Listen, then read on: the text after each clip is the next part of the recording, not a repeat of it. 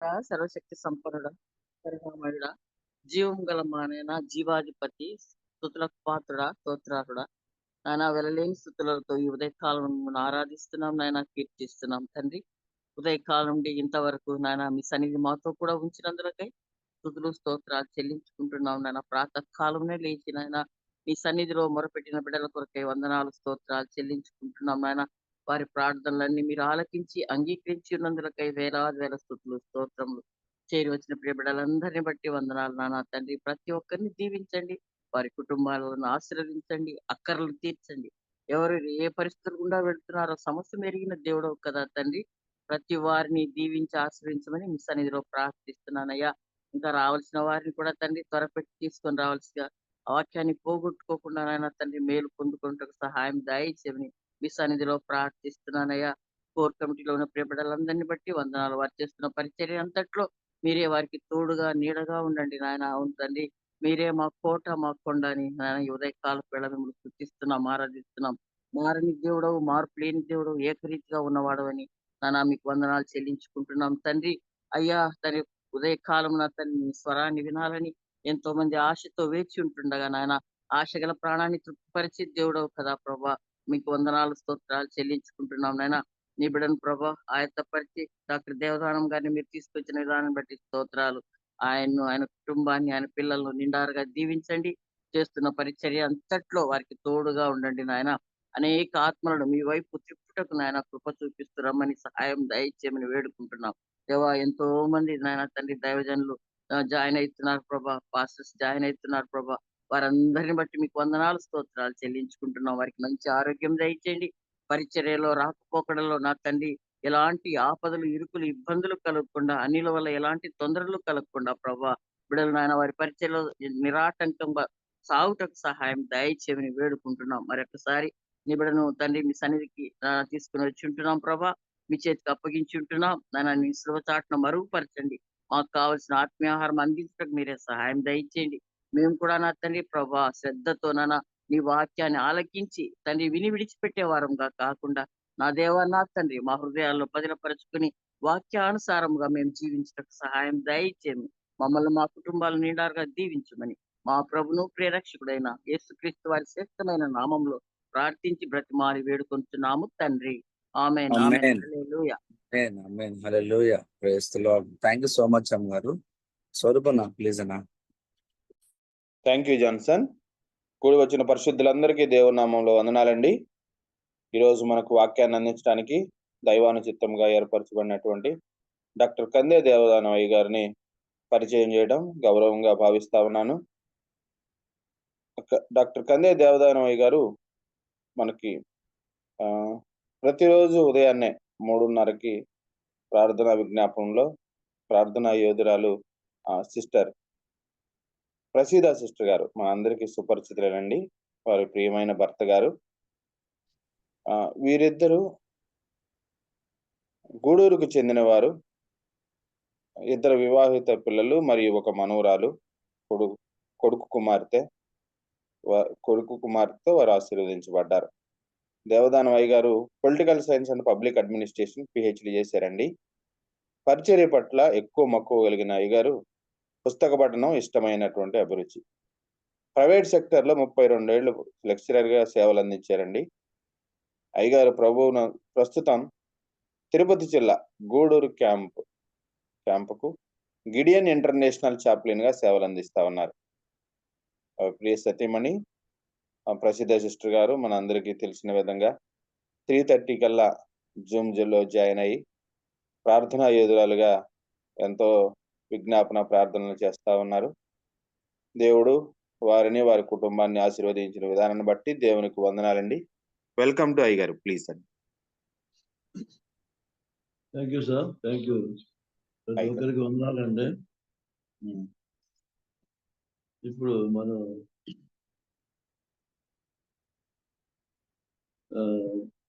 దేవుని ధ్యానాంశంలోకి ప్రవేశిస్తాం. దాని ముందుగా తండ్రి, కుమార, పరిశుద్ధాత్మ త్రియేక దేవుని నామాన కూడి వచ్చిన పరిశుద్ధులందరికీ శుభాలు తెలియజేస్తూ ఉన్నాం. అంత మాత్రమే కాకుండా దేవాది దేవునికి స్తుతులు స్తోత్రం చెల్లిస్తున్నాను. మొదటగా బాబీ రత్నాకర్ గారికి, కోర్ కమిటీ సభ్యులకు, కాపరులు, సువార్థికులు, పరిచారకులకు, కూడి వచ్చిన పరిశుద్ధులకు అందరికీ శుభాలు తెలియజేస్తున్నాను. నేటి ధ్యానాంశం మనం గమనించినట్లయితే ప్రభువు ఏర్పరచుకొనిన సాధనము. ప్రభువు ఏర్పరచుకొనిన సాధనము. అందుకు సంబంధించి అపోస్తుల కార్యములు 9వ అధ్యాయము 15వ వచనము. అందుకు ప్రభువు, నువ్వు వెళ్ళుము, అన్యజనుల ఎదుటను, రాజుల ఎదుటను, ఇశ్రాయేలీయుల ఎదుటను నా నామము భరించుటకు ఇతడు నేను ఏర్పరచుకొనిన సాధనమై ఉన్నాడు, పాత్ర అయి ఉన్నాడు. చిన్న ప్రార్థన చేసుకున్నాం. పరిశుద్ధుడా, మా గొప్ప దేవ, మరోసారి మీ సన్నిధికి వచ్చి ఉన్నాం. మీ చిత్త ప్రకారం ఏర్పాటు చేయబడినటువంటి ఈ జూమ్ కూడికల్లో మేమంతా నిలబడి మీ సన్నిధిలో ఉంటుండగానైనా మీ కృప అనుగ్రహించండి. మీ చిత్త ప్రకారం కార్యక్రమం ప్రారంభించబడి ఉంటుండగా పరిశుద్ధాత్మ శక్తి నియంత్రణలో కార్యక్రమాలు ప్రారంభించి కొనసాగించి ముగించండి. వ్యక్తిగతంగా అలాగే జూమ్ కుటుంబ సభ్యులుగా మిమ్మల్ని మహిమపరచాలి. ఈ దినం మాకు ఆశీర్వాదకరంగా, ఇతరుల దీవెనకరంగా ఉంచండి. ఎలాంటి ఆటంకాలు ఒడిదుడుకులు లేకుండా ప్రారంభం నుంచి అంతం వరకు మీ యొక్క కాపుదల భద్రత మాతో ఉంచమని, ప్రతి విషయంలో మీరు హెచ్చించబడాలి. మమ్మల్ని మేము తగ్గించుకుంటూ ఈ స్థితి ఆరాధన మీకే సమర్పిస్తున్నాము తండ్రి. ఇక్కడ మనం ముఖ్యాంశాలకి వెళ్ళక ముందు ఒక ప్రాముఖ్యమైనటువంటి అంశాన్ని మీ దృష్టికి తేవాలని ఆశపడుతూ ఉన్నాం. అదేమనగా, మనం చదవబడినటువంటి అంశంలో నా నామము అనేది కొన్ని మాటలు ధ్యానం చేసి తర్వాత ప్రాముఖ్యమైన అంశంలోకి వెళదాం. ఇక్కడ మనం చూసినట్లయితే యోహాను సువార్త 14వ అధ్యాయం 13-14 వచనాలు గమనిద్దాం. అక్కడ దేవుడు మనతో మాట్లాడుతూ ఉన్నాడు. మీరు నా నామమున దేనిని అడుగుదురో తండ్రి కుమారునందు మహిమపరచబడుటకై దానిని చేతును. నా నామమున మీరు నన్నేమి అడిగినను నేను చేతును. ఈ మాటలు మనం గమనించినట్లయితే దేవుని యొక్క నామం యొక్క ప్రాధాన్యత మనకు తెలుస్తుంది. మనకు ఏ అవసరం కావాలన్నా ఎవరిని అడగాలి? తండ్రిని అడగాలి. కుమారుని మహిమపరిచేదానికి తండ్రి ఆ కార్యాలన్నీ చేస్తాడు. అలాగే తండ్రిని నజరేయుడైన యేసుక్రీస్తు నామమున అడగమని మనకు చెప్పబడి ఉంటుండగా, అలా అడిగినప్పుడు మన అవసరాలన్నీ కూడా తీర్చబడతాయి. దేవుడు నమ్మదగిన వాడు అన్న విషయాన్ని మనం జ్ఞాపకము చేసుకోవాలి. ఇక రెండవ మాట, మీరు వినిపిస్తుందండి అందరికీ? నా స్వరం వినిపిస్తుందా? వినిపిస్తుంది గారు, ప్లీజ్. Okay thank you. రెండవది మనం గమనించినట్లయితే ఇక్కడ మత్తయి సువార్త 7వ అధ్యాయం 7-11 వచనాలు. మత్తయి సువార్త 7వ అధ్యాయం 7-11 వచనాలు. ప్రభువు 3 ప్రాముఖ్యమైన మాటలు చెప్తారు. అడుగుడి మీకు ఇయ్యబడును, వెదకుడి మీకు దొరకును, తట్టుడి మీకు ఇయ్యబడును. అడుగు ప్రతి వాడును పొందును, వెదకువానికి దొరకను, తట్టువానికి ఇయ్యబడును. మీలో ఏ మనుషుడైనను తన కుమారుడు తన రొట్టెను అడిగిన ఎడల వానికి రాతినిచ్చునా, చేపను అడిగిన ఎడల పామునిచ్చునా? మీరు చెడ్డవారైండయు మీ పిల్లలకు మంచి ఈవులు ఇయ్యనెరిగి ఉండగా పరలోకమందున్న మీ తండ్రి తను అడుగు వారికి అంతకంటే ఎంతో నిశ్చయముగా మంచి ఈవులు ఇచ్చును. కాబట్టి తల్లిదండ్రుల మధ్య ఉన్నటువంటి సత్సంబంధాలు, బాంధవ్యాన్ని ప్రభువు తెలియపరుస్తూ ఉన్నాడు. అంత మాత్రమే కాకుండా మనం చెడ్డవారం అన్న విషయాన్ని మనం గుర్తు చేస్తూ ఉన్నాడు. చాలా మంది తల్లిదండ్రులు ఆ పిల్లలకి మేము అది చేసాము ఇది చేసామని గొప్పలు చెప్పుకుంటూ ఉంటాం. కానీ దైవ గ్రంథం ఏం చెప్తుందంటే ఏ విషయంలో కూడా మనం గర్వపడకూడదు. తల్లిదండ్రులు పిల్లలు ఏం చేయాలంటే వాళ్ళకి ఏం కావాలన్నా దేవుని సన్నిధికి వచ్చి మొరపెడితే అవన్నీ కూడా ఇచ్చే అధికారం ఆయనకే ఉందని మరొకసారి బైబిల్ గుర్తు చేస్తుంది. వాక్య పెరుగులో మన జీవితాలు సమీక్ష చేసుకోవాలి. కాబట్టి మనం చెడ్డవారు అని దేవుడు సంబోధిస్తున్నాడు. దానికి కారణం ఏమంటే మనకున్నటువంటి పరిమిత జ్ఞానము శక్తులు ఒకసారి జ్ఞాపకం చేసుకుని దేవుడికి ఉన్నటువంటి జ్ఞానాన్ని ఆయన సంకల్పాన్ని గుర్తు చేసుకుంటూ ఆయన మీద ఆధారపడి మనం వెళ్ళాలి. మన బిడ్డల్ని ఆయనే మార్గము సత్యము జీవమని నడిపించాలి. ఇది మనం గ్రహించవలసినటువంటి ఆధ్యాత్మిక సత్యం. ఇక మూడవది మనం చూస్తే లూకాసు వార్త 11వ అధ్యాయం 13వ వచనం. లూకాసు వార్త 11వ అధ్యాయం 13వ వచనం.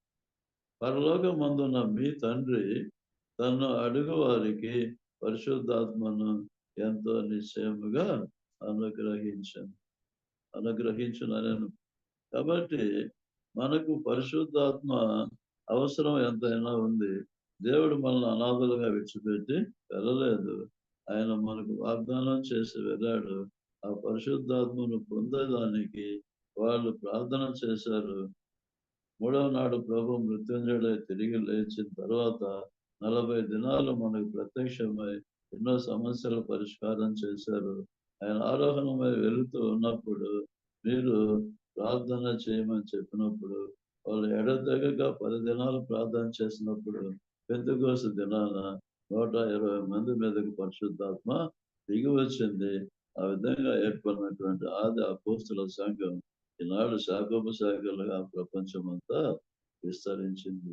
కాబట్టి మనం కూడా పశ్చాత్తాపం మారు మనసు అనుభవం కలిగి బాప్తీసం పొంది పరిశుద్ధాత్మను పొంది శక్తివంతులై ముందుకు వెళ్ళవలసిన అవసరము ఎంతైనా ఉంది. ప్రభు చెప్పాడు, బాప్తీసం ఇచ్చే యోహాను గారు నీటి బాప్తీసం ఇస్తారు. మీరు ప్రార్థన చేసినట్లయితే పరిశుద్ధాత్మ బాప్తీస్మము పొందుతారు. ప్రతి ఒక్కరూ నీటి బాప్తీసం పరిశుద్ధాత్మ బాప్తీసం పొందాలి. పరిశుద్ధాత్మ బాప్తీసం ద్వారా వచ్చే ప్రయోజనం ఏమంటే మనము శక్తివంతులవుతాము.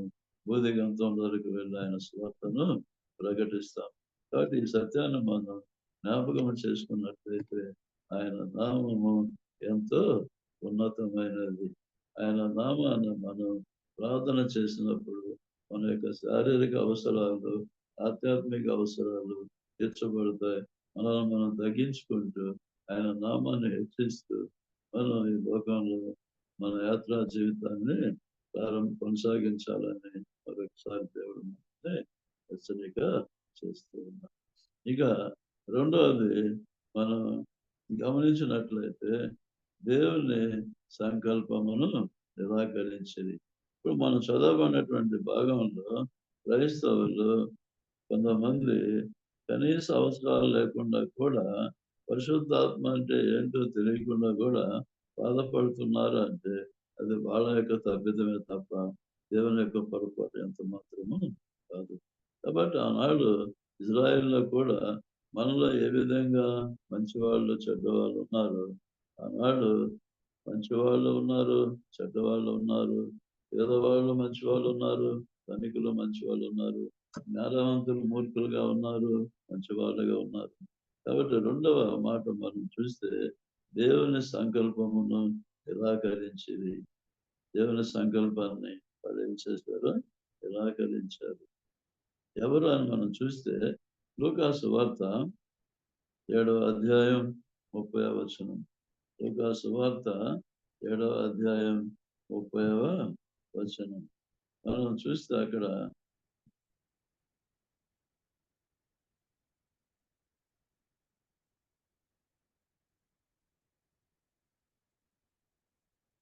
పరిసయ్యులను ధర్మశాస్త్రోపదేశకులను అతని చేత బాప్తిస్మము పొందక తమ విషయమైన దేవుని సంకల్పమును నిరాకరించింది.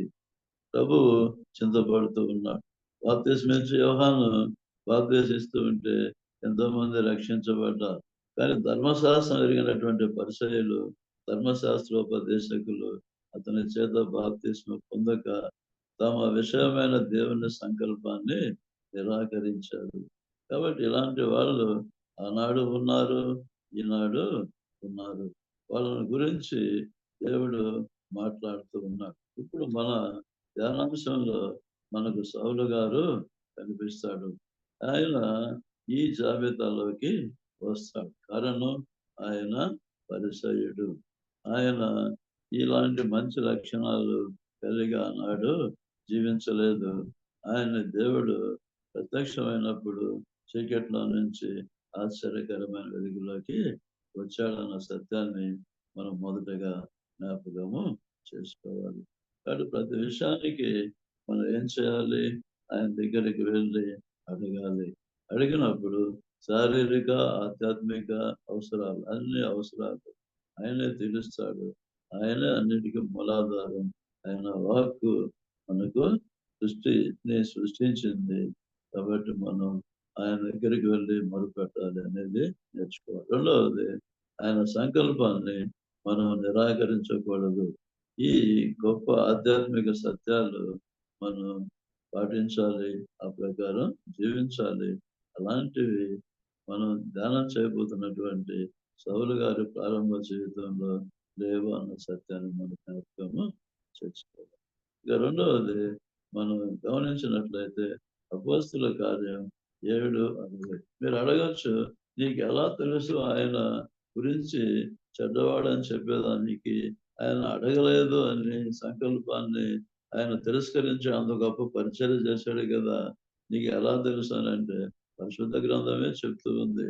చూడండి, అపోస్తుల కార్యం 7:60 మనం చూస్తే చక్కటి మాటలు ఉన్నాయి. అతడు మోకాళ్ళలోని ప్రభువా వారి మీద ఈ పాపము మోపకమని గొప్ప శబ్దముతో పలికెను. ఈ మాట పలికి నిద్రించను. సౌలు అతని చావునకు సమ్మతించను. అపోస్తుల కార్యం 7:60 స్టెఫను ఉపన్యాసం అంతా అయిపోయిన తర్వాత ఆయన మోకాళ్ళని ప్రభువా వారి మీద ఈ పాపము మోపకము అంటే సిలువలో దేవుడు ఏ విధంగా మొదటి మాట పలికాడు, తండ్రి వీరేమి చేయుచున్నారో వీరు ఎరుగరు కనుక వీరిని క్షమించమన్నట్టుగా శబను మాట్లాడుతూ ఉన్నప్పుడు అప్పుడు ఆ సౌలు ఏం చేస్తున్నాడంటే ఆయన చావునకు సమ్మతించాడు. పై లక్షణాలు ఆయనకు లేవు. ఆనాడు చీకటిలో ఉన్నాడు, మూర్ఖత్వంలో ఉన్నాడు అని మనం స్పష్టంగా చెప్పగలం. అలాగే అపోస్తుల కార్యం 7:55 మనం చూసినట్లయితే అక్కడ మరికొన్ని మాటలు మనకు కనబడతాయి. చదువుతారు ఎవరైనా? అపోస్తుల కార్యము 7:55.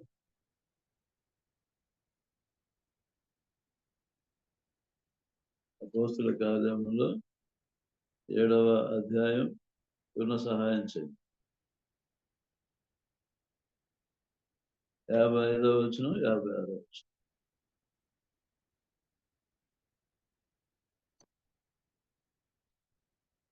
అపోస్తుల కార్యములో 7:55 కొంచెం చదివి వినిపిస్తారా?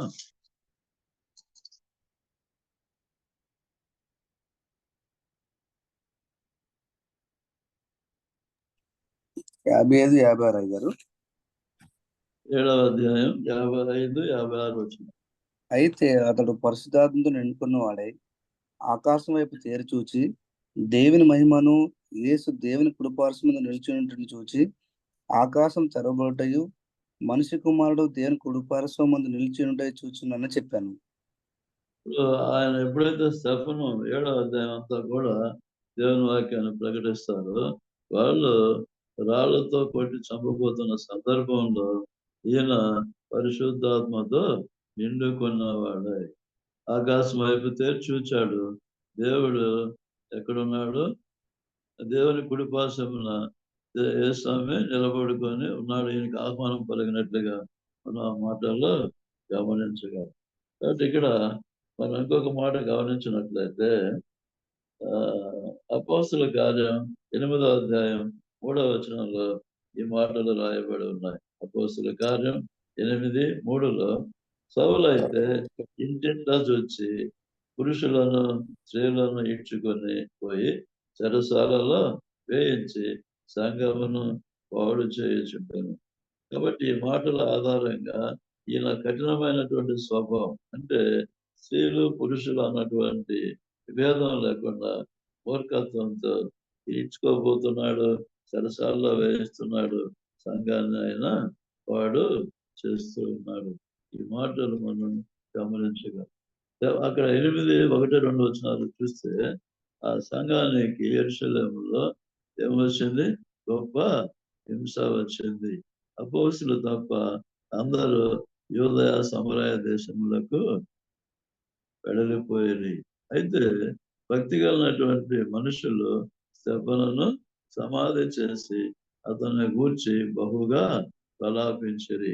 ఇన్ని జరుగుతూ ఉన్న ఈయనకు బండబారినటువంటి హృదయంతో, మూర్ఖత్వంతో, ఆయన అలాగే మత ఛాందస్యంతో ఆయన ఒక విప్లవవాదిగా, తీవ్రవాదిగా క్రైస్తవానికి హాని చేసేటువంటి వ్యక్తిగా మనం చెప్పగలం. కాబట్టి ఆయన మొదటి దశలో దేవుణ్ణి అడిగేటువంటి స్వభావము కలిగి లేడు.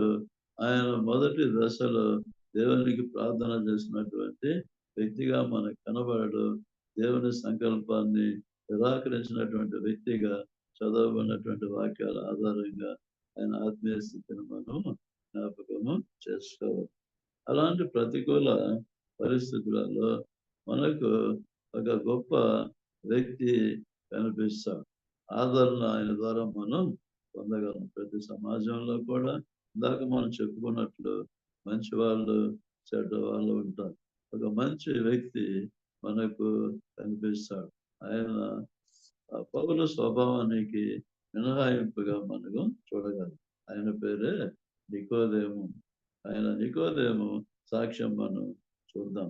నికోదేము సాక్ష్యము మనం జాగ్రత్తగా గమనించవచ్చు.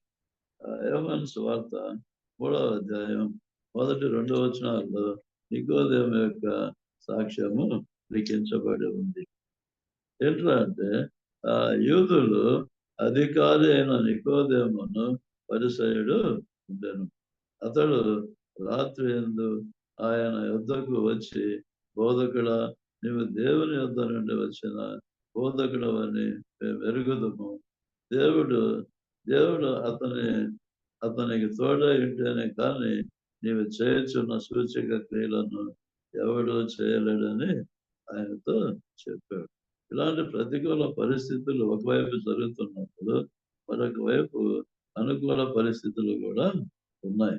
ఎవరైతే ఏ పరిసయులైతే దేవుని వ్యతిరేకిస్తూ ఉన్నారో అదే పరిసయులలో కొంత నికోదేము అన్నటువంటి ఆయన పరిసయుడు, ఆయన యూదుల యొక్క అధికారి, మత బోధకుడు, పగలు వచ్చి దానికి భయపడి రాత్రి ఎందుకు దేవుని దగ్గరికి వచ్చి ఆయన దేవుని గురించి సాక్ష్యము చెప్తూ ఉన్నాడు.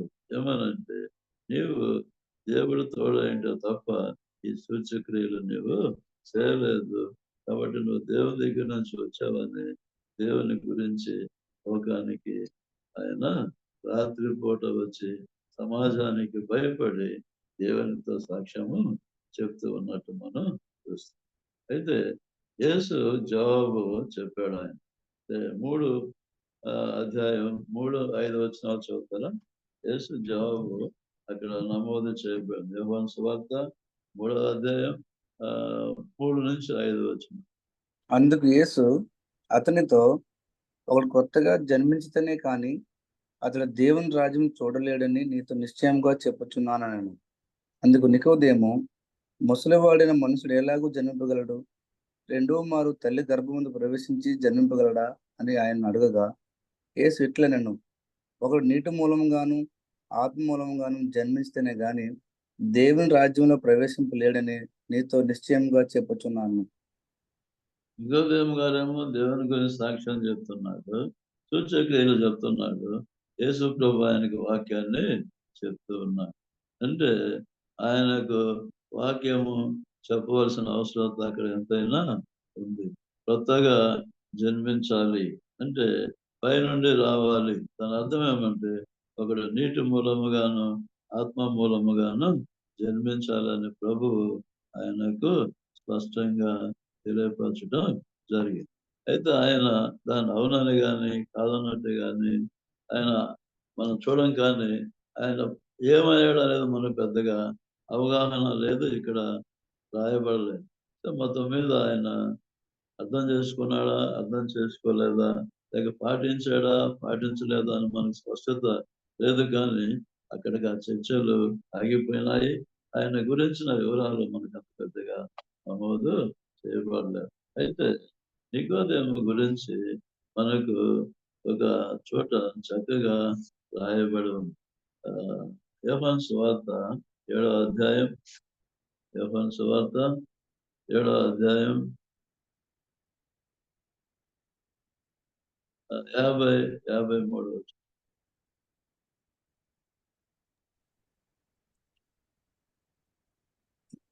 చదువుతారా? యోహాను సువార్త 7వ అధ్యాయం 53 సార్. 50. అంతకు మునుపు ఆయన వద్దకు వచ్చి నికోదేము వారిలో ఒకడు.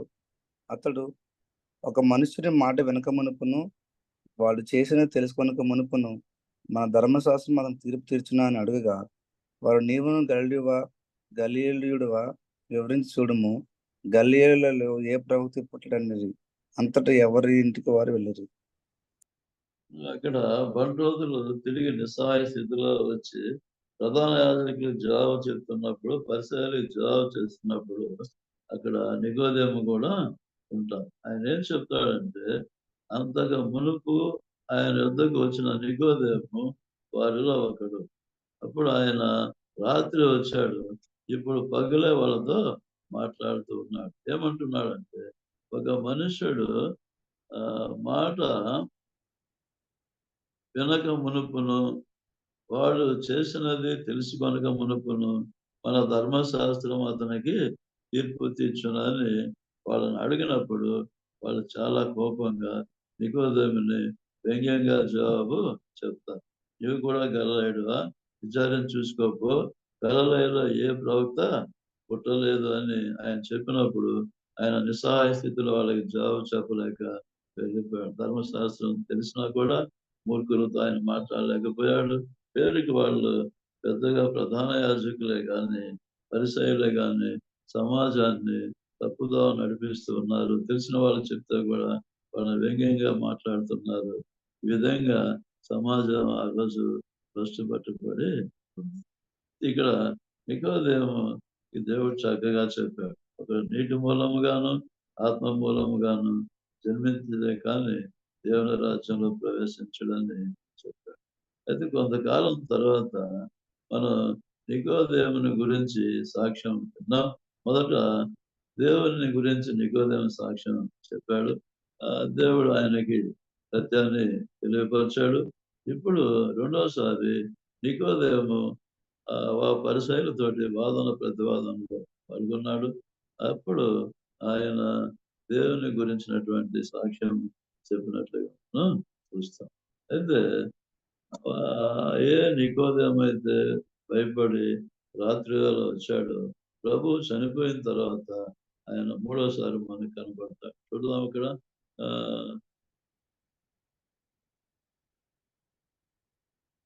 యోహాను సువార్త 19వ అధ్యాయం 39వ వచనం. యోహాను సువార్త 19వ అధ్యాయం 39వ వచనం.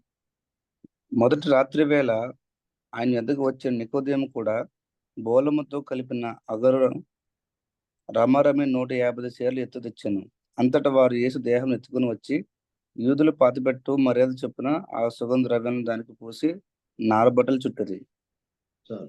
ఇప్పుడు ఇక్కడ మనం రహస్య క్రైస్తవులను ఇద్దరిని చూస్తాం. అలాగే ఆయనతో ఉన్నటువంటి వాళ్ళు ఒకడేమో దేవుని అప్పగించాడు, 11 మంది పారిపోయారు. 3.5 సంవత్సరం ఆయనతో పరిచర్య చేశారు, అన్ని చేశారు, ఆయనతో పాటు శ్రమలు అనుభవించారు. కానీ తారాస్థాయికి వచ్చినప్పుడు అక్కడ రహస్య క్రైస్తవులు ఇద్దరు కనిపిస్తారు. యోసేపు కనిపిస్తారు, నికోదేము కనిపిస్తాడు. రాత్రి వేళ పిరికితనంగా వచ్చినటువంటి నికోదేము ధైర్యంగా ఈరోజు మాట్లాడుతూ ఉన్నాడు. ఆయన సమాధి దగ్గరికి వచ్చాడు, ఆయన భయపడటం లేదు. అదే 11 మంది శిష్యులు ఏమయ్యారు, చంపేస్తారేమని పారిపోయారు. ఎవరు కూడా అక్కడ లేనే లేరు. కానీ ఈయన మాత్రం ఏం చేశాడు, 150 సేర్ల ఎత్తు ఉన్నటువంటి పూలముతో కలిపిన అగరు తెచ్చి ఆయన భూస్థాపన కార్యక్రమంలో సహాయము చేశారు. కానీ ప్రతి సమాజంలో ఇందాక మనం చెప్పుకున్నట్లు పెద్దవాళ్ళు ఉన్నారు, మంచి వాళ్ళు ఉన్నారు. కాబట్టి ఇంకా ఈ సమాజం నిలబడి ఉందనంటే మంచి వాళ్ళ యొక్క ప్రార్థన ద్వారా, వాళ్ళ యొక్క పరిచర్య ద్వారా, వాళ్ళ యొక్క ఆలోచన చర్యలు చక్కగా ఉన్నాయి. కాబట్టి మనం దేవునికి మధ్య మనకు సత్సంబంధాలు కొనసాగుతున్నాయని ఈ మాటల ద్వారా మనం నేర్చుకోవాలి. ఇలా చెప్తున్నప్పుడు నాకు ఏలియా గారు గుర్తు వస్తారు. ఏలియా గారు దేవుని దగ్గరికి వచ్చి రాజులు, మొదటి రాజులు 19వ అధ్యాయం 14, 19 వచనాలు చూద్దాం. మొదటి రాజులు 19వ అధ్యాయం 14వ వచనం, 19వ వచనం చదువు.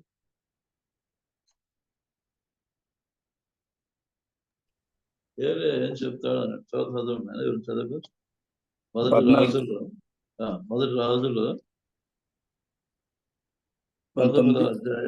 19వ అధ్యాయం 14వ వచనం, 19వ వచనం. అందుకు అతడు, ఇశ్రాయేలు వారు నీ నిబంధన త్రోసివేసి నీ బలిపీఠములను పడగొట్టి నీ ప్రవక్తలను ఖడ్గం చేత హతము చేశారు. సైన్యములకు అధిపతి యెహోవా కొరకు మహారోషం గలవాడినై నేను ఒకడు మాత్రం మిగిలి ఉండగా వారు నా ప్రాణం తీసివేసుకై చూచుతున్నారని చెప్పాను. 19 గారు తర్వాత 14 చదివారు కదా, 19వ వచనం చదువు. ఏలియా అచ్చటి నుండి పోయిన తర్వాత అతనికి షాపాతు కుమారుడు ఎలీషా కనబడెను. అతడు తన ముందరనున్న 12 వరకల ఎడ్ల చేత దున్నించుచు 12వ అరక తాను తోల్చుండెను. ఏలియా అతను చేరబోయి తన దుప్పటి అతని మీద వేయగా, కంటిన్యూ చేయాలి సార్. అక్కడ ఏం చెప్తాడు ఏలియా అంటే, నేను అక్కడనే రోషము కలిగి వచ్చాను, అందరినీ వాళ్ళు ప్రవక్తలను అర్థం చేస్తున్నారంటే దేవుడు ఆయనకు జవాబు చెప్తాడు. ఎందువల్లంటే నువ్వు అంత రోషం కలిగి ఉన్నావని చెప్తూ ఉన్నావు, నా బయలుకి మోకాళ్ళు ఉన్నటువంటి 18వ వచనం, సారి మీకు 13 అని చెప్పాను. అందుకు ఇజ్రాయేల్ వారిలో బయలునకు మోకాళ్ళు కొనకయు నోటితో వారిని ముద్దు పెట్టుకొనకయు 7,000 మంది నాకు ఇంకను మిగిలి ఉన్నారు. చాలా మంది మనం ఏమనుకుంటామంటే చాలా భక్తి గల వాళ్ళం, నేనే పరిచర్య చేస్తున్నాను, నా పరిచర్య విలువైనది, ఇతరులు చేసేటువంటి పరిచర్య అంత విలువైనది కాదు అని మనం భ్రమపడుతూ ఉంటాం. ప్రతి కాలంలో ప్రతి సమాజంలో దేవునికి భయపడి ఆయన పట్ల భయభక్తులు కలిగి పరిచర్యలో రహస్య క్రైస్తవులు ఎంతో మంది ఉన్నారు. ఈరోజు కూడా మన దేశం భయపడేది ఏంటంటే రహస్య క్రైస్తవులు ఎంతో మంది ఉన్నారు, వాళ్ళ పేర్లు నమోదు చేయబడటం లేదు. ఎప్పుడైనా ఇది క్రైస్తవ దేశంగా రూపాంతరం చెందుతుంది అనేది పాలకుల యొక్క పెద్దల యొక్క భయం అనేది మనం గమనించాలి. సో ఈ మాటలు మనం ధ్యానం చేస్తూ ఉన్నప్పుడు మన యొక్క ఆధ్యాత్మిక పరిస్థితి ఏంటి అని మనం ఒకసారి సమీక్ష చేసుకున్నట్లయితే యోహాను సువార్త 15వ అధ్యాయం 8వ వచనం చదువుకున్నాం. యోహాను సువార్త 15వ అధ్యాయం 8వ వచనం చదువుతారా? మీరు బహుగా ఫలించటం వలన నా తండ్రి మహింపరచబడిను, ఇందువలన మీరు నా శిష్యులగుదురు. కాబట్టి మనం ఏం చేయాలి? బహుగా ఫలించాలి. ఫలించినట్లయితే ఎవరు మహిమపరచబడతారు? తండ్రి మహిమపరచబడతారు. కానీ తండ్రి మహిమపరచబడినప్పుడు మీరు నాకు సాక్షులుగా ఉండేదానికి, శిష్యులుగా కొనసాగడానికి మీకు అర్హత వస్తుందని దేవుడు చెప్తారు. బహుగా ఫలించాలంటే ఏం చేయాలో కూడా అదే అధ్యాయంలో మొదటి 2 వచనాల్లో చెప్పబడి ఉన్నాయి. యోహాను సువార్త 15వ అధ్యాయం మొదటి 2 వచనాల్లో బహుగా ఎలా ఫలిస్తారో ఆ మాటలు చెప్పబడి ఉన్నాయి. 15వ అధ్యాయం మొదటి 2 వచనాలు చదువుతారా? యోహాను సువార్త. నేను నిజమైన ద్రాక్షవల్లిని, నా తండ్రి వ్యవసాయకుడు. నాలో ఫలింపని ప్రతి తీగెను ఆయన తీసి పారవేయును. ఫలించు ప్రతి తీగె మరి ఎక్కువగా ఫలింపవలనని దానిలోని పనికిరాని తీగలను తీసివేయను. కాబట్టి నిజమైన ద్రాక్షవల్లి ప్రభువైన యేసుక్రీస్తు కనుక ఆయనతో వేరుగా ఉండి మనం ఏమి చేయలేము. ఆయనతో అనుసంధానమై ఉన్నప్పుడు దేవుడు మన బాధ్యతను తీసుకుంటాడు. ఏ చెట్టు అయితే ఆయనతో అనుసంధానమై ఉంటుందో అది బహుగా ఫలిస్తుంది. ఇంకా ఫలించేదానికి ఫలించని ప్రతి తీగను ఆయన ఏం చేస్తాడు? తీసి పారివేయబడుతుంది. అది ఉపయోగం లేనటువంటి తీగ. మన జీవితాలు ఒకసారి బహుగా ఫలించేటువంటి వ్యక్తులుగా మనం ఉండాలి. అది జరగాలంటే దేవునితో మనం అనుసంధానమై ఉండాలి. దేవుని యొక్క ఆజ్ఞ పాటించాలి. అప్పుడే మనం తండ్రిని మహిమపరచగలం, కుమారుని మహిమపరచగలం. మన యొక్క ఆలోచన, ప్రవర్తన, చర్యలు దేవునికి అనుకూలంగా ఉంటాయి. మన ఇతరులకు సాక్షులుగా ఉండగలమన్న సత్యాన్ని చేసుకోవాలి. సరిగా మూడవది మనం గమనించినట్లయితే కొంతమంది వ్యక్తులు కనిపిస్తారు. వాళ్ళు ఏంటంటే దేవునికి విన్నటువంటి వాళ్ళు, దేవుని స్వరాన్ని విన్నటువంటి వాళ్ళు, దేవుని మాటకి లోబడినటువంటి వాళ్ళు, అవన్నీ మనం కొన్ని మాటలు ధ్యానం చేద్దాం. ఇక్కడ నిర్గమకాండం 19వ అధ్యాయం, నిర్గమకాండం 19వ అధ్యాయం 6 నుంచి 8 వచనం. నిర్గమకాండం 19వ అధ్యాయం 6 నుంచి 8 వచనం. సమస్త భూమియు నాదే కదా, మీరు నాకు యాజకరూపమైన రాజ్యముగాను పరిశుద్ధమైన జనముగాను ఉందిరని చెప్పుము. నీవు ఇశ్రాయేలుతో పలకవలసిన మాటలు ఇవే అని చెప్పగా, మోషే వచ్చి ప్రజల పెద్దలను పిలిపించి యెహోవా తనకు ఆజ్ఞాపించిన ఈ మాటలని వారి ఎదుట తెలియపరచెను. 1వ వచనం కూడా చదువు. 1వ వచనం. మోషే దేవుని ఎద్దుకు ఎక్కిపోగా యెహోవా ఆ పర్వతం నుండి అతను పిలిచి, నీవు యాకోబు కుటుంబీకులతో ముచ్చటించి ఇశ్రాయేలునకు తెలపవలసింది ఏమనగా, అది 19వ వచనం. 19వ. ఇశ్రాయేలీయులు ఐగుప్తు దేశం నుండి బయలుదేరిన 3వ నెలలో, వారు బయలుదేరిన నాడే 3వ నెల ఆరంభ దినమందే వారు సీనాయి అరణ్యమునకు వచ్చింది. అప్పుడు అక్కడ దేవుడు చెప్తూ ఉన్నాడు, 400 సంవత్సరాలు పైగా బానిసలుగా ఉన్న తర్వాత మోషే నాయకత్వంలో దేవుడు వాళ్ళని తీసుకొని వస్తే, ఆ ప్రారంభంలోనే దేవుడు వాళ్ళతో మాట్లాడుతూ ఉన్నాడు. 3వ నెలలో అలాగే మొదటి దినాన వాళ్ళతో మాట్లాడుతూ ఉన్నాడు. అప్పుడు ఏం చెప్తున్నాడు దేవుడు అని అంటే, మీరు నా మాట వినండి. మీరు నా సమస్త భూమి నాదే, మీరు నాకు యాజక రూపమైన రాజ్యముగాను పరిశుద్ధమైన జనముగాను ఉందిరని చెప్పమన్నప్పుడు, మోషే వెళ్ళి చెప్పినప్పుడు మేము అలాగే పాటిస్తామని సమాధానం చెప్తే, వాళ్ళ మంచి సమాధానాన్ని దేవుడు చెప్తాడు. దేవుడు ఆ సమాధానాన్ని అంగీకరించాడు. ఆనాడు ఇజ్రాయేలు దేవుని మాట వింటూ ఉన్నారు. తర్వాత మాట వినని రాజుల స్వభావం కూడా మనం చూస్తాం. యెషయా 7వ అధ్యాయం 14వ వచనం. యెషయా 7వ అధ్యాయం 14వ వచనం. యెషయా 7వ అధ్యాయం 14వ. నానే యొక్క సూచన మీకు చూపను, ఆలకించుడి. 7:14 సార్. 7:14. ఆలకించుడి, కన్యక గర్భవతి అయి కుమారుని కని అతనికి ఇష్మాయిల్ అని పేరు పెట్టెను. కాబట్టి రాజుల దగ్గరకు వచ్చి ప్రవక్తలు చెప్పినప్పుడు వాళ్ళు మనుషుల్నే విసిగిస్తూ ఉన్నారు. ఇప్పుడు ఇక్కడికి వచ్చినట్లయితే వాళ్ళు దేవుని కూడా విసిగించేటువంటి స్థాయికి ఎదిగిపోయారు. అప్పుడు దేవుడు వాళ్ళకి చెప్పింది ఏమంటే, కన్యక గర్భవతి కుమారుని కానీ అతనికి ఇమ్మానుయేలు అనే పేరు పెడుతుంది. దేవుడు మనకు తోడై ఉన్నాడని అర్థం. ఆ సూచన వాళ్ళకి చెప్పారు. అంటే ప్రజలేమో ఒక స్థాయిలో ఆయన మాట విన్నారు, రెండవ దశలో కాలం ముందుకు వెళ్తున్నప్పుడు రాజులు ప్రజలనే విసిగించారు. ఇక్కడ దేవుని కూడా విసిగించే స్థాయికి వెళ్ళారు. అప్పుడు దేవుడు ఏం చెప్పాడంటే, నేను సూచన చేయబోతున్నాను అన్నప్పుడు ఆ సూచన నెరవేరింది. లూకాసు వార్త 1:31 ఆ సూచన నెరవేరింది.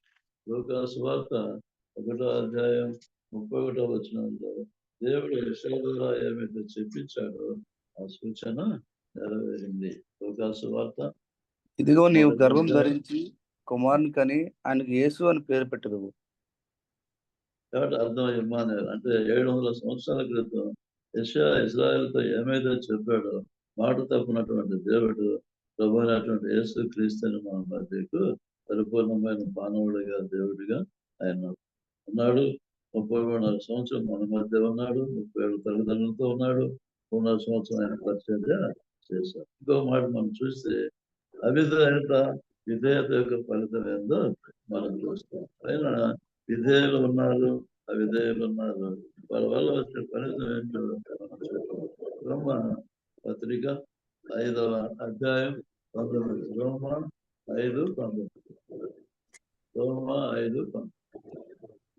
ఏలయనగా ఒక మనిషిని అవిధేయత వలన అనేకులు పాపులుగా ఎలాగూ చేయబడిరో అలాగే ఒకని విధేయత వలన అనేకులు నీతిమంతులుగా చేయబడుదురు.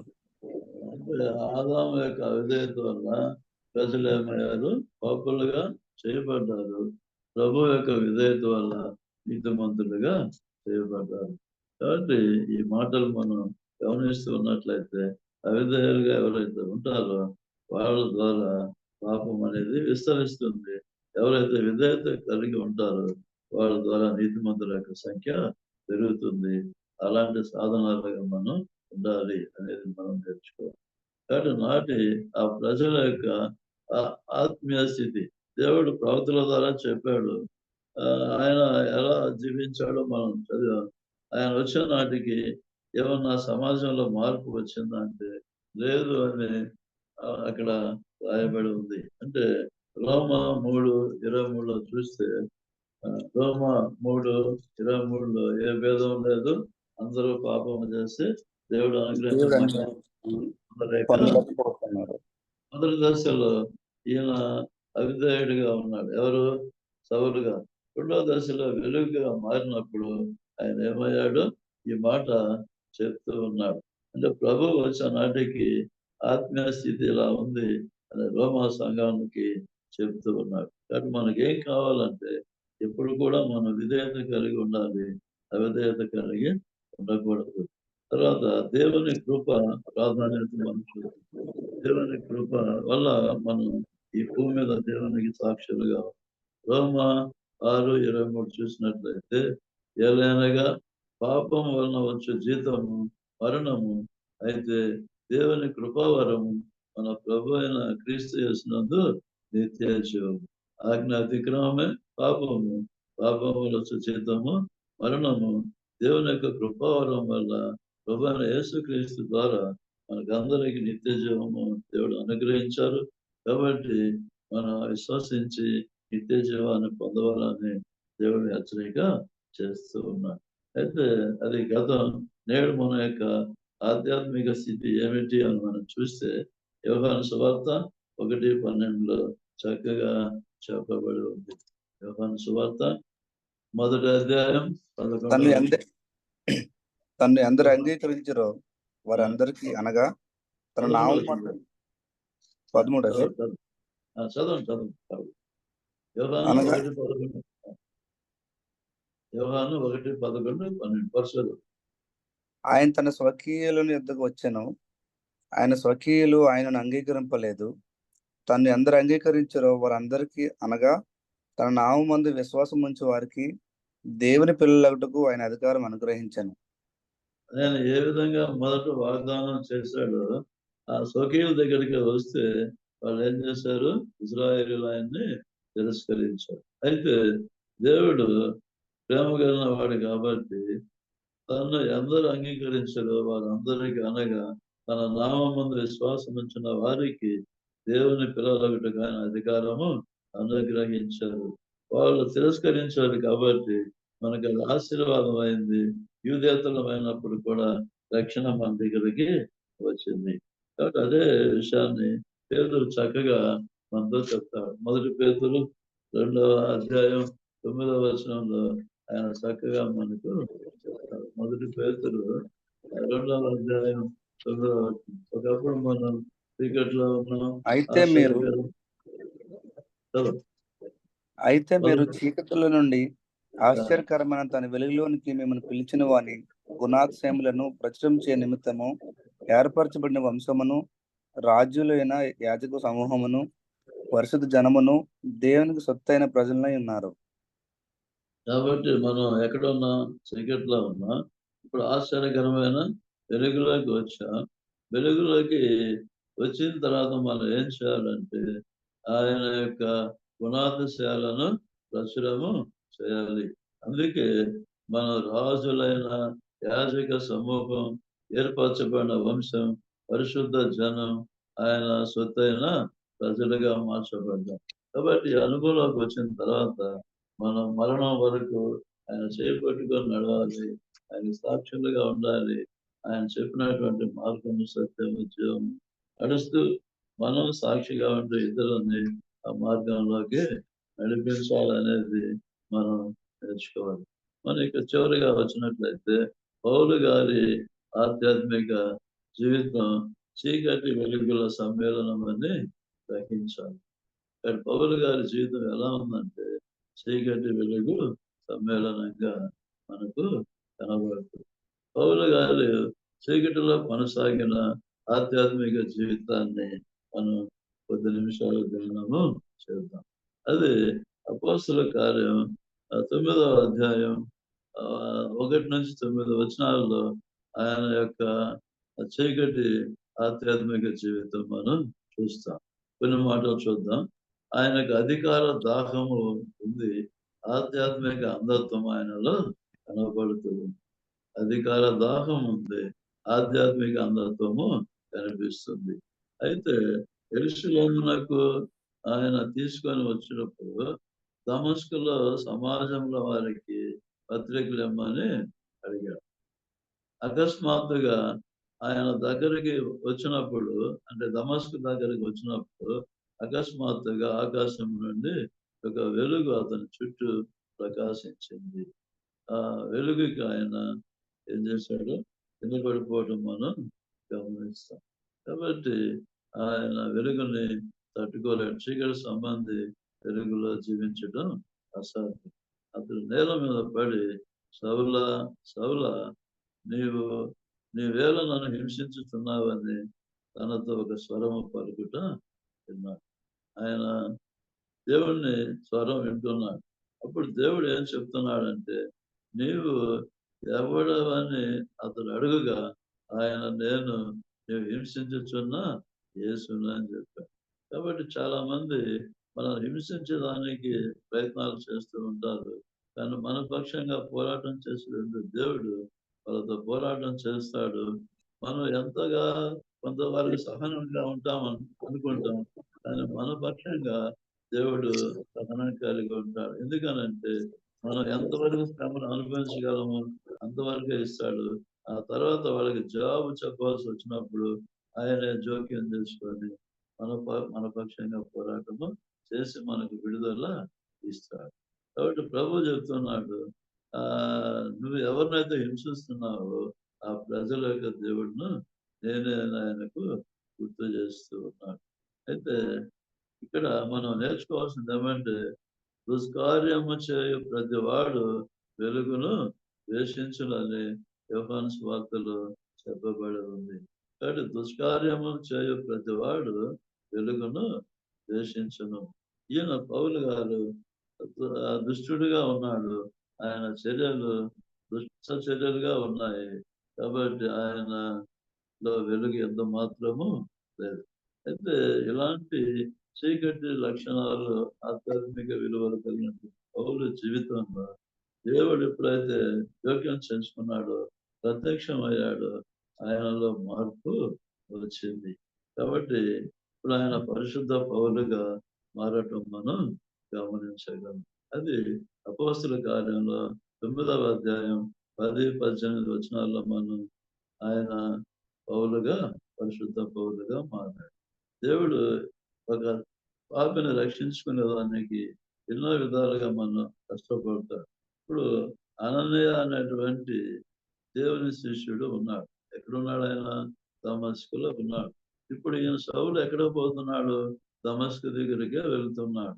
ఈయనతో మాట్లాడుతున్నాడు. అలాగే ఎవరితో మాట్లాడుతున్నాడు? అననీయతో మాట్లాడుతున్నాడు. శత్రువుతో మాట్లాడుతున్నాడు. దేవుని యొక్క శిష్యులతో కూడా ఆయన మాట్లాడుతున్నారు. ఇద్దరి మధ్య ఏం చేస్తున్నాడు? సంభాషణ కలుపుతున్నాడు. ఇద్దరి మధ్య దేవుని కార్యాన్ని పూర్తి చేస్తూ ఉన్నాడు. అటు ప్రభువు దర్శనం చూస్తాడు. ఎవరు? అననీయ చూస్తాడు. అననీయ ప్రతికూల జవాబు ఇస్తాడు దేవుడికి. అయితే దేవుడు ఏం చేస్తాడంటే నేను చెప్పినట్లుగా చెయ్యి. అదే మనం ధ్యానాంశంలో రాసుకుంటాం. ఏంటి ఆ మాట ఒకసారి చూద్దామా? ధ్యానాంశంలో మనం చక్కటి మాట రాసుకున్నాం. ఏంటది?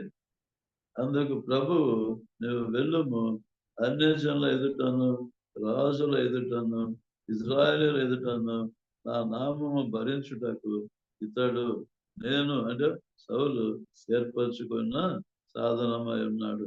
ప్రతికూల రిపోర్టు ఆయన ఇస్తాడు. అంటే మనం ఇప్పుడు దాకా చదివింది ఎవరు చెప్తారు? అననీయ చెప్తాడు. కానీ దేవుడు నువ్వు వెళ్ళమని ఆయన అక్కడికి పంపించి ఏం చేయాలో ఆ మాటలన్నీ కూడా చెప్తాడు. ఆ ప్రకారమే ఆయన అక్కడికి వెళ్ళటం మనం చూస్తాం. ఈ మాటలు చదువుకున్నాం. అపోస్తుల కార్యములు 9వ అధ్యాయం 16-18 ఇతడు నా నామం కొరకు ఎన్ని శ్రమలు అనుభవింపవలెనో నేను ఇతనికి చూపుదునని అతనితో చెప్పాను. 16-18 దాకా చదువు. 9వ అధ్యాయం 16-18. అననీయ వెళ్ళి ఆ ఇంట ప్రవేశించి అతని మీద చేతులుంచి, సౌల సహోదరుడా, నీ వచ్చిన మార్గములో నీ కనబడిన ప్రభువైన యేసు నీవు దృష్టి పొంది పరిశుద్ధాత్మతో నింపబడినట్లు నన్ను పంపి ఉన్నాడని చెప్పాను. అప్పుడే అతని కళ్ళ నుండి పొరల వంటి రాలుగా దృష్టి కలిగి లేచి బాప్తిస్మం పొందాను. తర్వాత ఆహారం పుచ్చుకొని బలపడాను. దేవుడు చెప్పిన ప్రకారం అననీయ వెళ్ళాడు. ఆయనకు దేవుని ప్రార్థన చేస్తున్నాడు అని చెప్పాడు. అననీయ వెళ్ళేటప్పటికి ఆయన దేవునికి ప్రార్థన చేస్తూ ఉన్నాడు.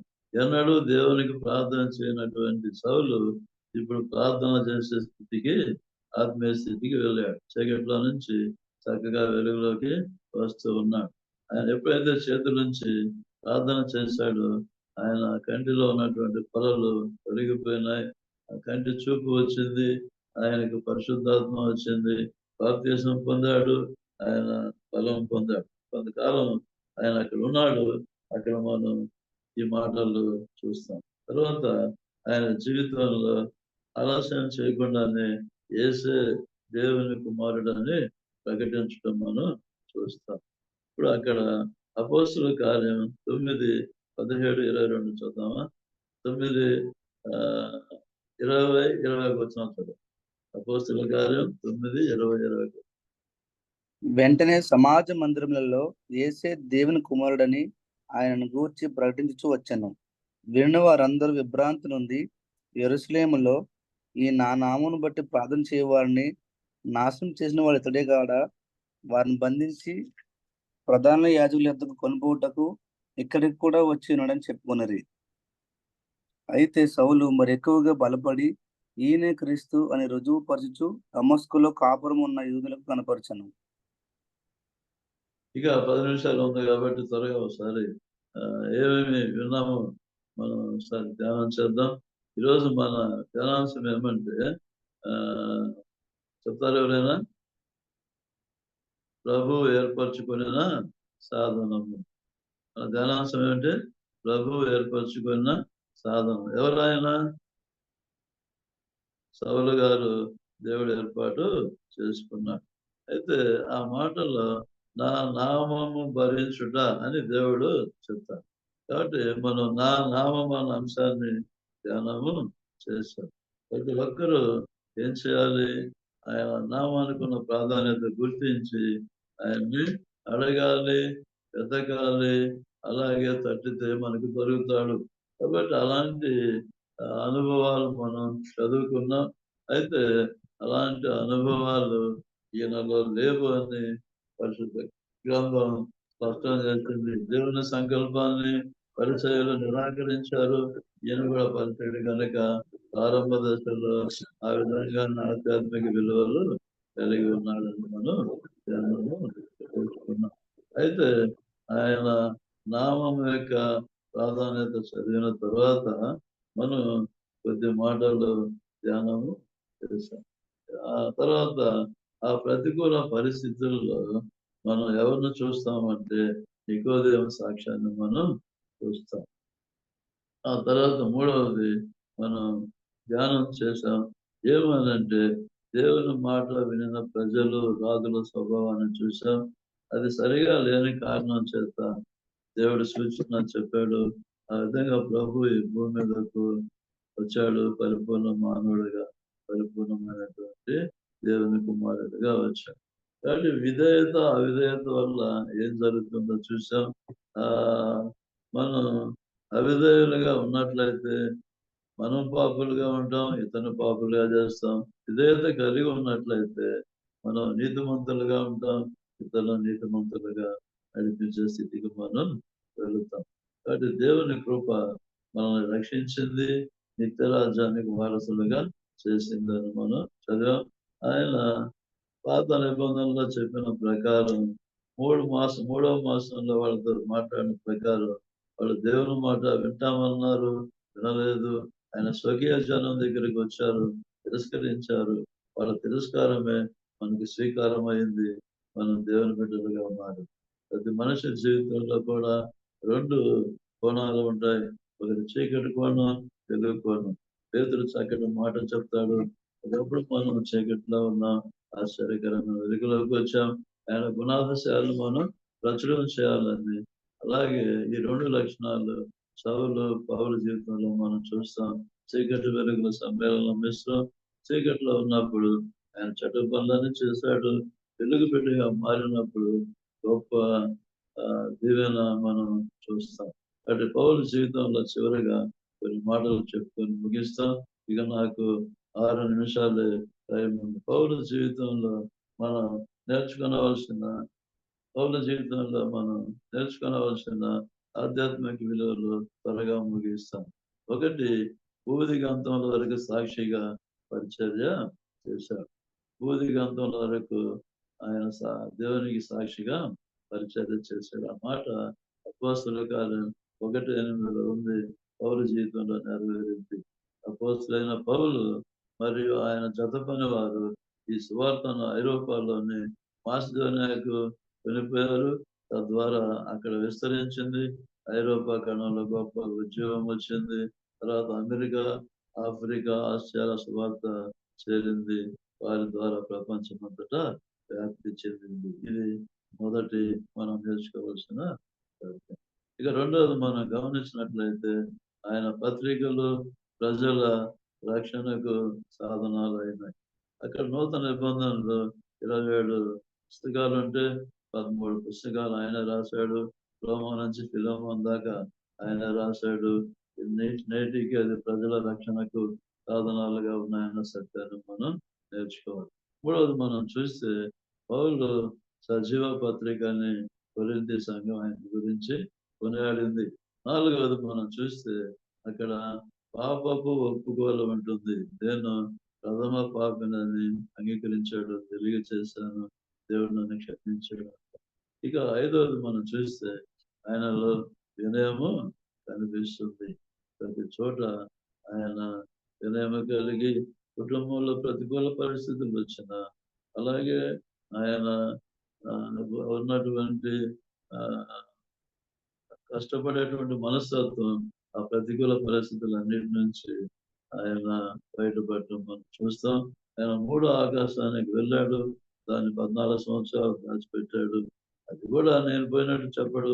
లాస్ట్కి ఆయన ఎంతో వినయం కలిగి జీవించాడు. ఒకప్పుడు గర్వంగా ఉన్నాడు, అయితే వినయం కలిగి జీవించాడు. ఆ రోజు మనం చూస్తే ఆయన లోక ఆశలను జయించాడు అన్న విషయాన్ని మనం నేర్చుకోవచ్చు. ఆ తర్వాత ఆ ఆయన శ్రమలను భరించాడు. ఎన్ని శ్రమలు వచ్చినా భరించాడు. ఎన్నో దెబ్బలు తిన్నాడు, ఓడ ప్రమాదాలు వచ్చాయి, ఆకలి దప్పులు, ఇలా ఎన్నో సమస్యలు ఆయన వచ్చాయి. 2 కొరింథీ 11:23-33 వచనాల మాటలు రాయబడి. కాబట్టి ఈ మాటలు గమనిస్తున్నటువంటి మనం ఆయన జీవితంలో చీకటి ఉన్నప్పుడు కూడా వెలుగు బిడ్డగా ఎంతో అమూల్యమైన సేవ చేశాడు. ఆయన సేవలు నేటికి మనకు ఉపయోగపడుతున్నాయి. ఆయన జీవితాన్ని మనం మాదిరిగా తీసుకొని ముందుకు వెళ్ళాలనేది దేవుని యొక్క సంకల్పంగా ఉంది. ఇప్పుడు ఫిలిప్పీ రాసిన పత్రిక 1:21 చదువుదాం. ఫిలిప్పీలకు రాసిన పత్రిక 1:20. ఫిలిప్పీలకు రాసిన పత్రిక 1:20. నేను మిగులు అపేక్షించు నిరీక్షించున్న ప్రకారముగా మీ ప్రార్థనల వలనను యేసుక్రీస్తు యొక్క ఆత్మ నాకు సమృద్ధిగా కలగటం వలనను ఈ ప్రకటన నాకు రక్షణార్థముగా పరిమణించునని నేను ఎరుగుతున్నాను. ఫిలిప్పీ 1:20. 1:20 సార్. 21. 21. ఓకే. నా మట్టుకైతే బ్రతుకుట క్రీస్తే, చావైతే లాభము. ఇది మనందరం నేర్చుకోవాల్సినటువంటి సత్యం. నా మట్టుకైతే బ్రతుకుట క్రీస్తే, చావైతే లాభం. కాబట్టి ఈ ప్రకారం మనం జీవించాలి. మనకి ఇంకా ఏమన్నా వెనకబడి ఉన్నట్లయితే హెబ్రీయులకు రాసిన పత్రికలో 12వ అధ్యాయంలో 1-3 వచనాలు మనం ప్రభు వైపు చూస్తూ మన పందేపు రంగంలో పరిగెత్తాలి. చివరిగా ఆయన చెప్పిన మాట ఏమంటే, నేను పందేపు రంగంలో చక్కగా పరిగెత్తాను. 2వ తిమోతి 4, 6, 8 వచనాలు చదువుకుని ఇచ్చారు. 2వ తిమోతి 4 అధ్యాయం 6, 8 వచనాలు చదువుకొని ముగించారు. 4 అధ్యాయం 6, 8 వచనాలు. నేను ఇప్పుడే 6, 8. నేను ఇప్పుడే పానార్పంగా పోయబడుచున్నాను. నేను వెడలిపోవు కాలం సమీపమైనది. మంచి పోరాటం పోరాడి తిని నా పరువు కడముట్టించి తిని విశ్వాసం కాపాడుకుంటుని. ఇక మీదట నా కొరకు నీతి కిరీటం ఉంచబడి ఉన్నది. ఆ దినమందు నీతిగల న్యాయాధిపతి అయిన ప్రభు అది నాకు మాత్రమే కాకుండా తన ప్రత్యక్షను అపేక్షించి వారందరికీ అనుగ్రహించును. కాబట్టి ఇప్పుడు ఆయన పరుగు పందెంలో ఉన్నాడు. నేను ఇప్పుడు పానాత్మంగా పోయబోతున్నాను.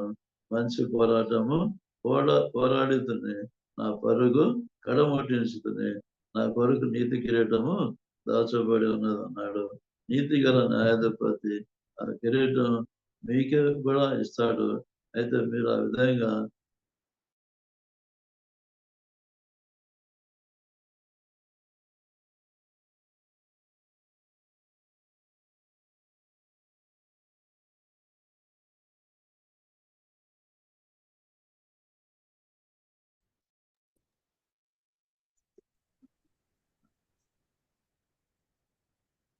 సారీ సార్, కరెంటు పోయింది. మరలా ఇప్పుడు వినిపిస్తుందా? రైట్, ముగిచేస్తున్నాను. ఇప్పుడు మనకు శారీరక కుమారులు ఉన్నారు. వాళ్ళకంటే విలువైంది ఎవరు అని అంటే ఆధ్యాత్మిక కుమారులు. ఆనాడు అపోస్తులకు శారీరక కుమారుల కంటే కూడా ఎవరు ప్రాముఖ్యం అంటే ఆత్మీయ కుమారులు. యేసు యొక్క రక్తం చేత కొనబడినటువంటి వాళ్ళు వాళ్ళ యొక్క కుమారులుగా ఉన్నారు. కాబట్టి మనం కూడా రక్త సంబంధానికి ప్రాధాన్యత ఇచ్చేదానికంటే కూడా ప్రభువు చేత కొనబడినటువంటి రక్త సంబంధికులకు ప్రాధాన్యత ఇవ్వాలి. ఇప్పుడు ఈ జూమ్ మనం సమావేశంలో ఉన్నాం. మనల్ని ఏకం చేసింది ఎవరంటే ప్రభు అయిన యేసుక్రీస్తు యొక్క పరిశుద్ధ రక్తం మనల్ని ఏకం చేసింది. మనం ఆయన పోలి నడుచుకోవాలి, ఆయన మార్గంలో వెళ్ళాలి. ఆయన నేనే మార్గము సత్యము జీవము అన్నాడు. ఆ ప్రకారం పౌలు గారు జీవించారు, ప్రభు జీవించాడు. మనకి ఏదైనా సమస్యలు ఉన్నట్లయితే వాళ్ళ జీవితంలో ఉన్నటువంటి మంచి లక్షణాలు మనం అలవాటు చేసుకొని ఆ ప్రకారం శక్తిమంతులై ముందుకు సాగి వెళదాం. అటు పరిశుద్ధాత్మ ఆదరణ నడిపింపు దేవాతి దేవుడు మనకు అందరికీ అనుగ్రహించును గాక. ఇచ్చే అవకాశం ఇచ్చినటువంటి దేవాతి దేవునికి, అలాగే బాబీ రత్నాకర్ గారికి, కోర్ కమిటీ సభ్యులకు, పరిశుద్ధులందరికీ మరోసారి హృదయపూర్వక వందనాలు తెలియజేస్తూ ఈ యొక్క వర్తమానాన్ని ముగిస్తూ ఉన్నాను. Thank you very much. One and all. Praise the lord. Hallelujah. Thank you so much అయ్య గారు ఫర్ ద వండర్ఫుల్ వర్డ్. ఆత్మీయంగా ఎంతగానో బలపరచబడ్డాము, ఎంకరేజ్ చేయబడ్డాము. అందుని బట్టి దేవునికి వందనాలు. సహవాసం తరఫున మీకు మా హృదయపూర్వక వందనాలు అయ్య గారు. మరి ప్రార్థన చేసుకుంటామండి. మన మధ్యలోని ఎంఆర్ జేమ్స్ అయ్య గారు ముగింపు ప్రార్థన, పరలోక ప్రార్థన ఆశీర్వాదం ఇవ్వాల్సిందిగా వచ్చిన అయ్య గారు. ప్రార్థన. ప్రేమగల మా తండ్రి, పరిశుద్ధుడైన దేవ, మీకు స్తోత్రములు, వందనాలు చెల్లిస్తున్నాం. ఈరోజు ఈ దాసుని ద్వారా, మీ పరిశుద్ధాత్మ ద్వారా మీరు ఇచ్చిన ఈ శ్రేష్టమైన వాక్యం కొరకు వందనాలు దేవ. నీవు వాడుకునే సాధనాలుగా మమ్మల్ని అందరినీ చేయుట కొరకు దేవ, నీ గ్రంథములో నుండి కొంతమంది వ్యక్తుల జీవితాలను మా కొరకు వివరంగా తెలియజేయించిన దేవ. మొదట పరిచయులు నీ మాటకు నిరాకరించిన తర్వాత ఎలాగన వారు నీ వద్దకు వచ్చి రక్షించబడి ఉన్నారు. నికోదేము కొడుకు పరిచయుడుగా ఎలాగ నేను తెలుసుకొని రహస్య జీవితం నుండి బహిరంగ సాక్ష్యంలోనికి వచ్చింది. అలాగనే పౌలు కొడుకు పరిచయుడు, సంఘాన్ని హింసించిన వాడు, దుష్టకార్యం చేసిన వాడు, అధికార దాహంతో అంధకార ఆత్మీయ స్థితిలోనైనా నశించిపోతున్నట్టు ఇలాగ ఆయన పట్టుకొని సమస్త మార్గంలో అలాగనే అననీయ ద్వారా కూడా బోధించబడి ప్రార్థన చేయబడి రక్షించబడి తర్వాత బలమైన సాధన అన్ని జనుల మధ్య అనేక దేశాల్లో వాడుకున్నావు నేను చూస్తున్నాం. అవిధేయతగా ఉంటే అనేక మంది మరణానికి పాలవుతున్నారు. నీకు విధేయత చూపిస్తే అనేక మంది నీతిమంతులుగా తీర్చబడుతూ ఉన్నారు. సార్, మాలో విధేయత దయచేయండి. ఎక్కువగా ఫలించే వరకు చేయండి. నీ పరిచర్య నమ్మకంగా చేసే వరకు చేయండి. పౌలుకున్నటువంటి దృక్పథం నాకు దయచేయండి. బ్రతుకులకు ఇస్తే తావైతే లాభం అగ్రహింపునైనా బ్రతికితే నీ కొరకు బ్రతకాలని, చనిపోయినా సరే అది నాకు ఆశీర్వాదం లాభం అని గ్రహించడానికి సహాయం చేయండి. పౌలు వలె అంతం వరకు మా పరుగును పడముట్టించడానికి, విశ్వాసం కాపాడుకోవడానికి దేవతాన్ని చూపించాను. దేవా, తనని వేరు దిశలుగా ఎలాగో వాడుకున్నామని ఆయన జీవితమే ఒక సాక్ష్యం, ఒక పత్రికగా అలాగే నిజంగా ఆయన రాసిన పత్రికలు 13 పత్రికల ద్వారా ఈరోజు మాట్లాడుతూ ఉన్నారు. పౌలు లాంటి వారిని అనేక మందిని లేపండి. ఓ గొప్ప దేవ, మా దేశంలో ఎంతో మంది రహస్యాలు ఉన్నారు. ఒక దినాన్ని బహిరంగంగా వచ్చి ఈ సువార్తను చాటి దేశమంతా క్రీస్తు వేద కూర్చుంటుకునే ఓ దేవ, ఈ వాక్యం కొరకు మీకు స్తోత్రాలు, వందనాలు చెల్లించుకోవచ్చు. మహిమ చెల్లిస్తాం. మా ప్రభువును మా రక్షకుడై యేసుక్రీస్తు వారి పరిశుద్ధ నామములో ప్రార్థించి మాట్లాడుతుంది. ఆమేన్. పరలోకమందున్న మా తండ్రి, నీ నామం పరిశుద్ధపరచబడింది, నీ రాజ్యము వచ్చును గాక, నీ చిత్తము పరలోకము నెరవేరుతున్నట్టు నెరవేరునుగా. మాకు కావలసిన ఆహారం నేడు మొదట ఇచ్చి మా ఏడు అపరాధము చేసిన వారిని మేము క్షమించి ఉన్న ప్రకారం మా అపరాధములను క్షమించాం. మమ్మల్ని సోదరులను పేటను తప్పించి ఎందుకంటే రాజ్యము, శక్తియు, మహిమయు నిరంతరము నీవే ఎందుకు మాట్లాడు. ఆమేన్. తండ్రి అయిన దేవుని ప్రేమ, ప్రభువైన యేసుక్రీస్తు వారి కృప, పరిశుద్ధాత్మ శక్తి నడిపింది మనందరికీ తోడైంది.